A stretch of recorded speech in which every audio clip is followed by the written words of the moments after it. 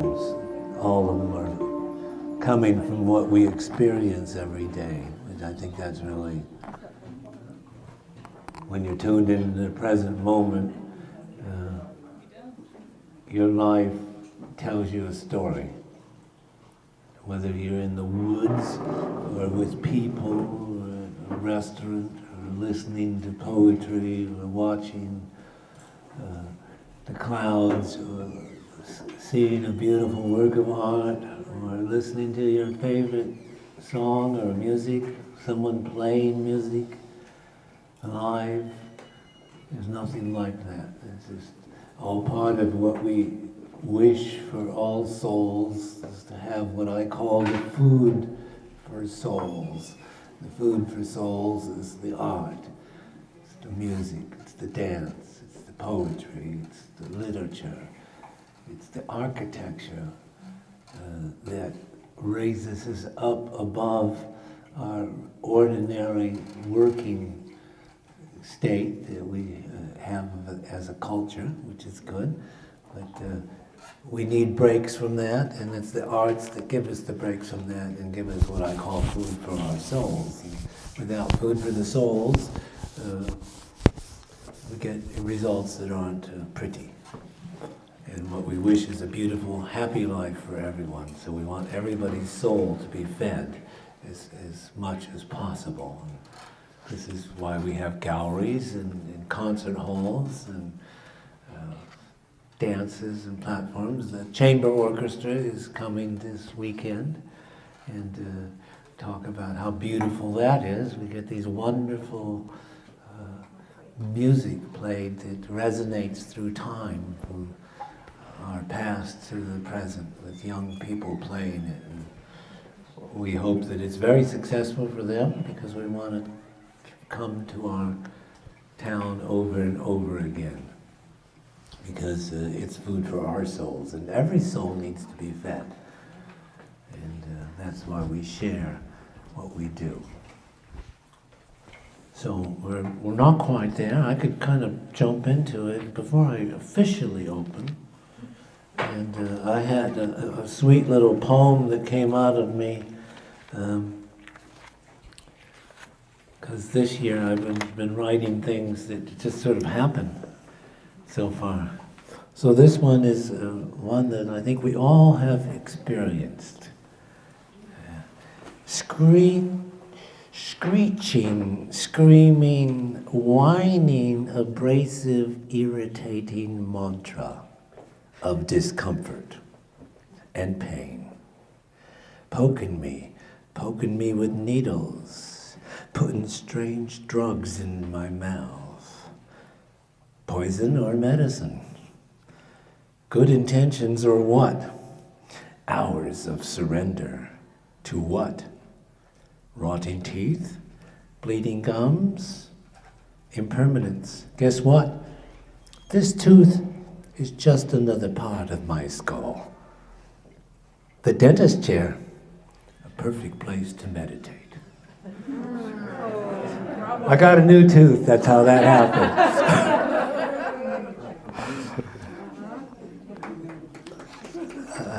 I think that's fun. What are you talking about? There's another one that I got that came spontaneously as a result of our mailbox. I don't know how it came to me, but I think it came to a previous owner. We got a mail order gun ammo catalog. Well, I like guns. I was raised with them, but this is where this poem came from. Automatic weapons, armor-piercing ammo, in the mail. Lock up the weapons, let all the non-violent out of jail. Change the world with a stroke of the pen. 1 billion lives or more is the cost in the end. End the suffering with more care. Look into the other's eyes if you dare.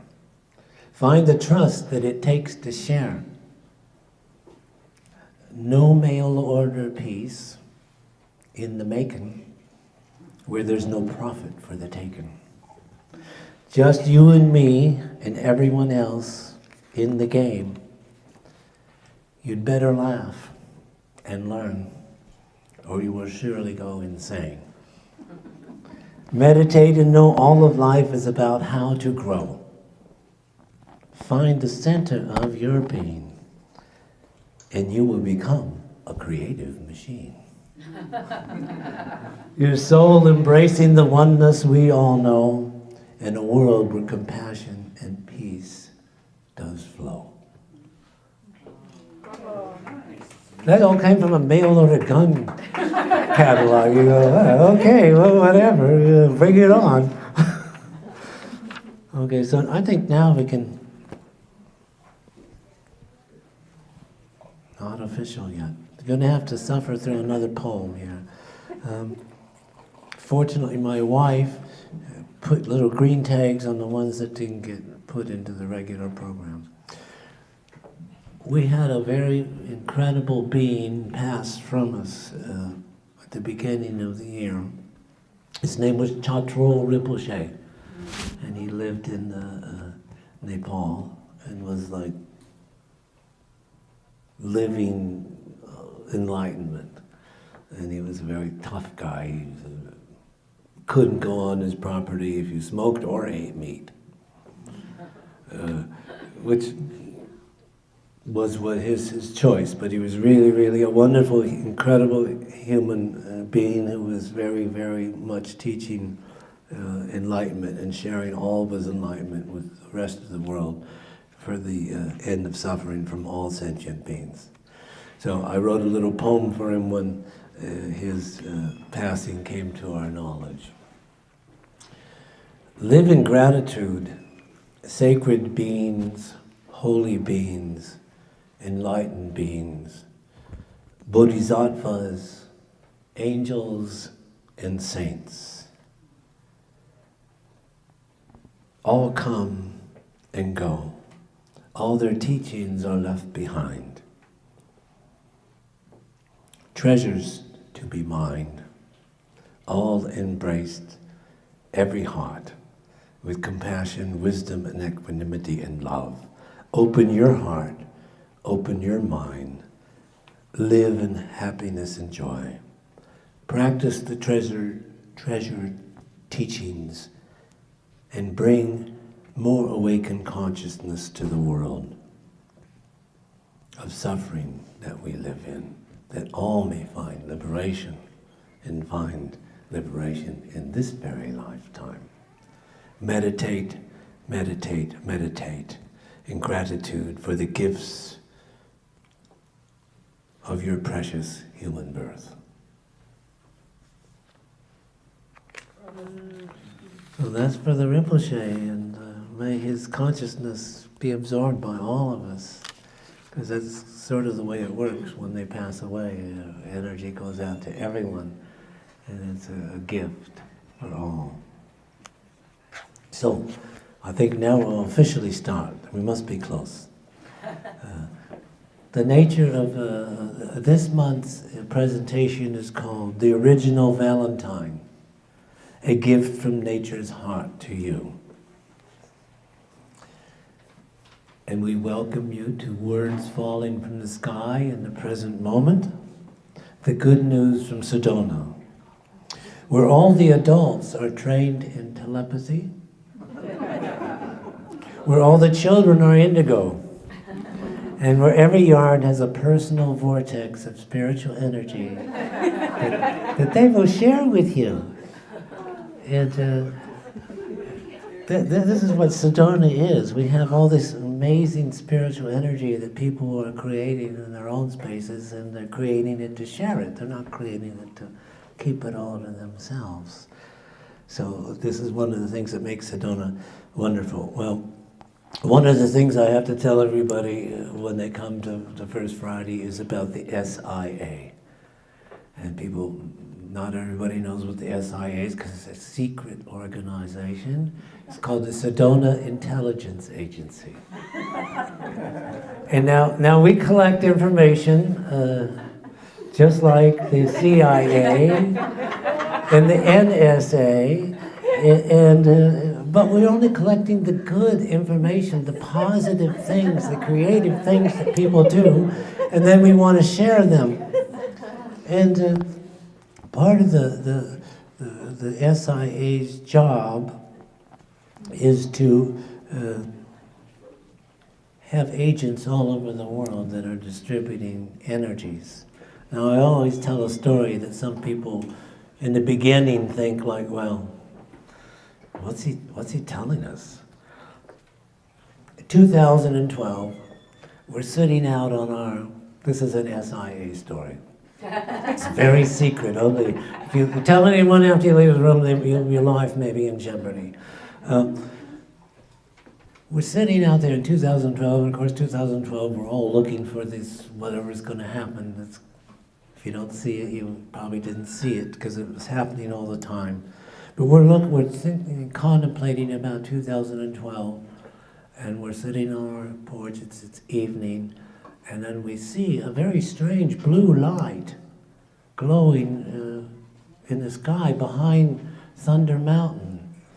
We go, well, that's really interesting. It starts to pulse, this blue light, and then it slowly moves around the mountain, and it comes up through the valley, and it's winding its way over to Oak Creek, but it stops, and it stops right at our patio. And it's like a 4 feet around, and it's blue and pulsing, and we're going, oh my God, we get to see a UFO. And all of a sudden, an energy beam comes out of it, and it shoots down this energy beam onto our patio, and there materializes in front of us a box. And the box is gift wrapped. And on the box, it's written in English on the box. It says, just open the box, you'll know what to do. It's very easy, we've entrusted you with this. So we open up the box, and it says, well, turn it on. So we turn it on. So, well, what's going to happen? Well, all this is telepathic, of course, so we don't have to have written what it's going to do. What it does is it goes out every night when we turn it on, and it collects all the dreams in Sedona. And then it filters them, and it's looking for the dreams that will bring more peace, more happiness, more joy, more compassion to the world, more creativity.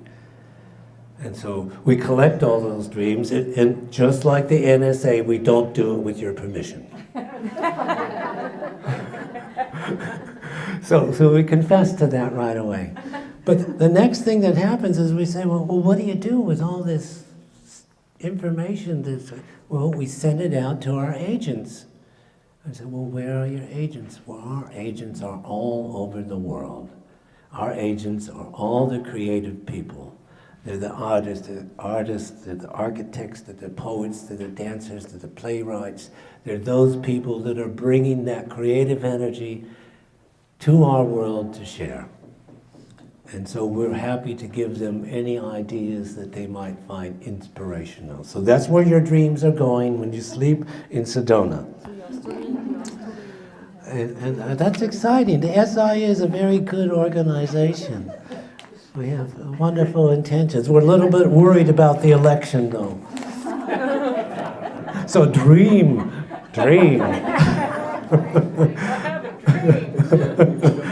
Now, the other thing that we always tell people on First Friday is about our belief about the integral relationship between art, science, and nature. And I've been working on this for a long time because all of those things are the three most important things in my life ever since I was a little child. So here's my latest riff understanding of my own relationship to it. Art, the first artists were those beings that had an experience And it was so powerful and moving that they wished to share it in some symbol that they could show others in the future and in the present moment what they experienced. So I say, in my own mind, that artists were the first scientists because they were looking and experiencing nature. And when it moved them deeply inside in their own psychological space, they took that movement and created symbols, and those symbols carried the message of the meaning of their experience. So this is what science does. And interesting enough, when I looked into it, the Greek word for science is physis, and it means to watch the way things grow in nature. And go forward 1,000 years, or however many years it was, to the Renaissance, and scientia was the word for science in Latin, and it also meant to study the way things grow. And the name artist became those who had wisdom, who could make things. And you go, okay, so what is the source of it all? It's nature. So you got nature, scientists, and artists, and fortunately for us today, they're all playing together more than they used to. We have a good friend who's a neuroscientist who has written this wonderful book on consciousness, but she had to struggle to write about consciousness in her field because most of the people were like, oh, where's the science? Well, the science is there. You just have to look for it. So we honor all the artists because they are carrying the messages, the symbols from our psychological maturity into the world, into the present moment, from ancient times to the present time. And so that's what we do as artists, and we love it. And science is amazing right now, of course. We always talk about the biome, and the biome is that invisible part of the world that is so affecting us now, and we're learning about that. That's also science. Science brings the invisible to the visible. And what we learn about the biome is so incredible that we now know that there's this 10 trillion beings that live with each one of us that is unique to us, and they determine a lot about who we are. And lots of people don't want to relate to that because it's a little creepy. But they have determined that what you eat, what you think, your mood, your behavior is determined by these little invisible beings that are your partners. And now we know we have partners.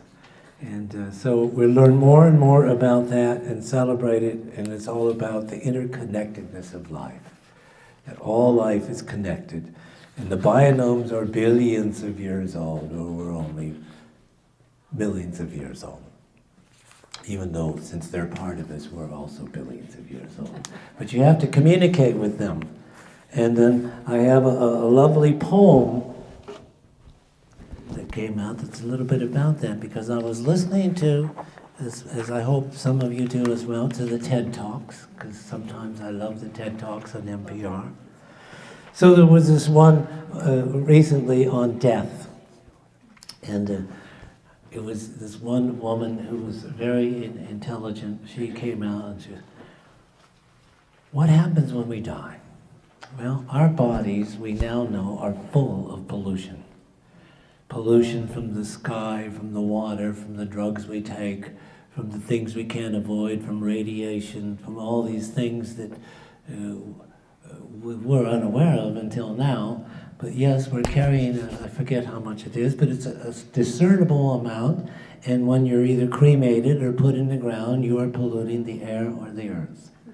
Now this young lady who is really amazing, and you may have heard about her, she said, well, she developed this idea. She said, well, how do you get rid of that? How do you make it in balance? And the answer was mushrooms. Mushrooms take the toxins and neutralize them and put them back into the environment. So what she's done is she created the death suit. It's a woven suit that's full of spores. And they're all the spores of different kinds of mushrooms that take out all these different toxins. Oh, she's selling a lot of them. There are people who are just as crazy as me. I might get one myself. Because it sounds like such a cool idea. I mean, I have mushroom, you know. So here's the poem that came, I call it the mushroom jacket. The biome, 10 trillion beings, each alive, each aware, each with intention. How amazing that we all work together to manifest this miracle we call life. Me, I, or you, listen to the song of your invisible friends. They have a message of the indivisible nature of our being. Not separate, not alone, a community in harmony, manifesting this precious miracle gem of what we know, what we think, what we feel, what we desire. These are lifelong friends who, when we die, return us with gratitude to the universal biome of life. Emaho. Yeah, it comes from listening to TED Talks. I mean, I love it. I don't eat mushrooms, but they're going to eat me. Okay. Now, there's a poem here that I wrote for the spirit fish, which is that painting right there that just came in. And that painting is an interesting painting because I have a number of paintings that when my father passed away, who was an artist, he left unfinished work in his studio that he'd just begun. And so I gathered up as much of it as I could get my hands on. And that particular piece there is one that he started.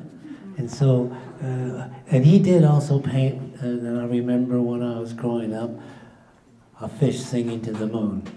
So it comes from that as well. But he actually signed his name to the bottom of that painting before it was finished. So I cited Honshin with Dayan Sai, and that was my father's painter's name. So the poem that comes from that is Spirit Fish singing the song of gratitude to the healing light of a golden moon. O great spirit fish, great ocean, mother, father, your currents, your tides, rising, rising, rising, and falling, falling, falling in great waves of love, in great waves of joy, in great waves of compassion and gratitude reflected there in your eye as I see it. It is the shining light of a great golden moon of enlightenment. In the Orient, the moon in its fullness represents enlightenment, the understanding of the wholeness. And then, of course, it wanes away and you're on your own for your teaching to grow. Okay, here's another one here that came out. This year, 2016, is pretty interesting, I think. This poem was the first one that came out of the year. It's called Retool, Reformat, and Reform. I'm talking for myself here.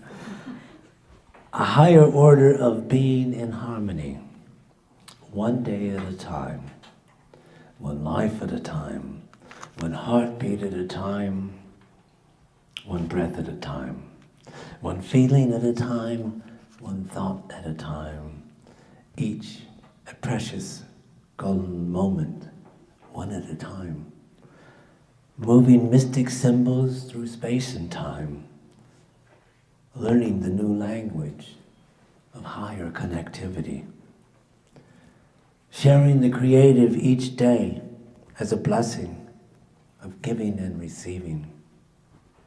Here now, each eternally present in the flow of time, finding the center of the spiral dance.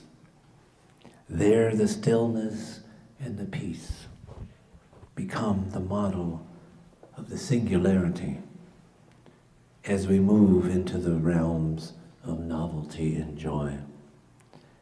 It is not the secret, it's the work that makes the changes that we attenuate within our world of intention. Yes. There you go. It's the work, folks. We all do know the secret, as far as I know. It's just a matter of working on it. Now, this poem was written as part of the title of the show here. It's called The Original Valentine, A Gift from Nature's Heart.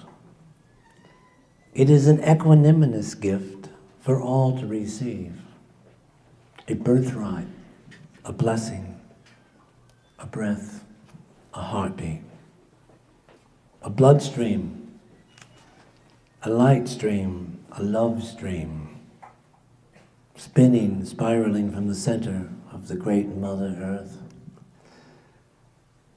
Iron crystal cauldron, radiant at its core, driving energy, life force, great linkage with grandfather, grandmother, son, resonating and reverberating, vibrating up through the rock and molten stone, pushing and pulsing, heartbeat, earthbeat, raising mountains, churning oceans, shielding and protecting from the cosmic rays of ancient exploding suns, blessed with trees, blessed with all the plants of medicine and food, blessed with the animal brothers and sisters. The greatest gift of all from nature's heart to you, awakening, compassionate energy. There, in the garden of your own heart, nature has left a valentine for you. Your precious human birth. Embrace it with gratitude and joy.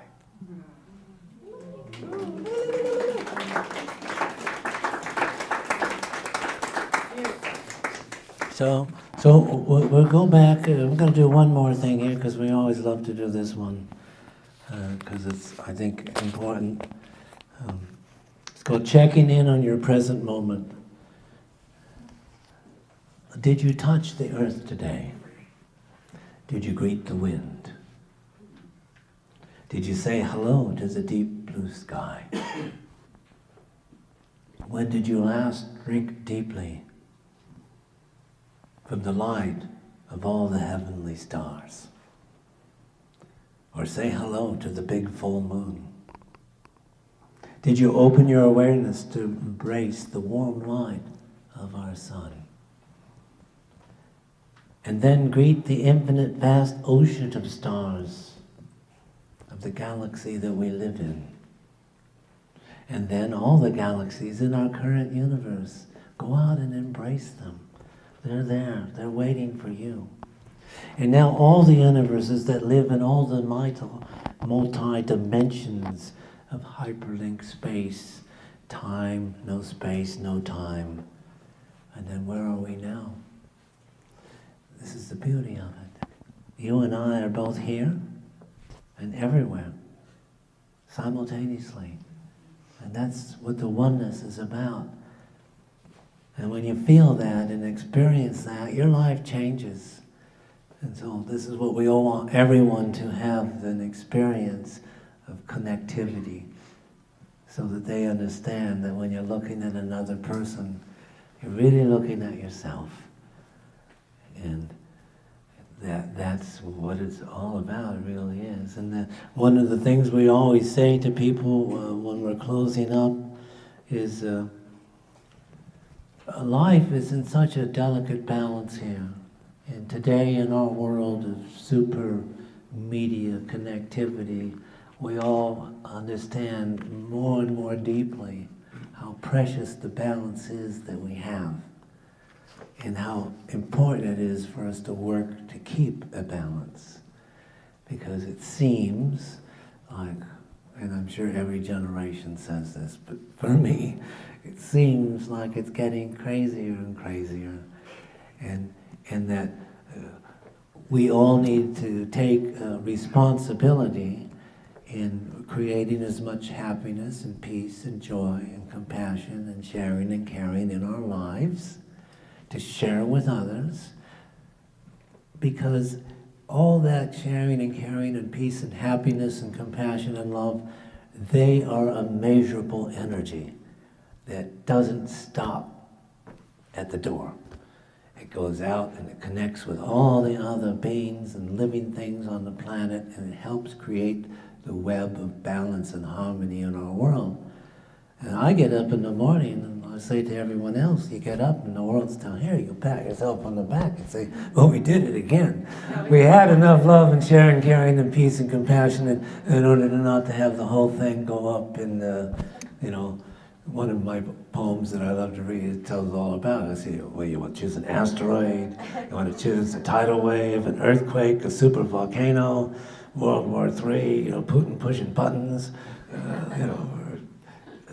we all live on the edge, and to keep the responsibility of your own authentic energy making a difference, because it is a super fine balance. And one person's love, one person's prayer, one person's happiness and joy can make a difference. I believe it does. And so I encourage everyone to be happy. It's a tough job, but you can do it.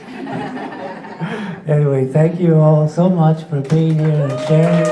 We look forward to next First Friday, which will be in March, and it will be Honshin's personal 50th anniversary of being a living artist, economically sustaining himself in the world. So it's a milestone and a miracle, and I'm very, very grateful, because without people, it never will happen. It's without everybody supporting everybody, and I'm always appreciative and grateful for all the people who come here and support us. So thank you. Bravo.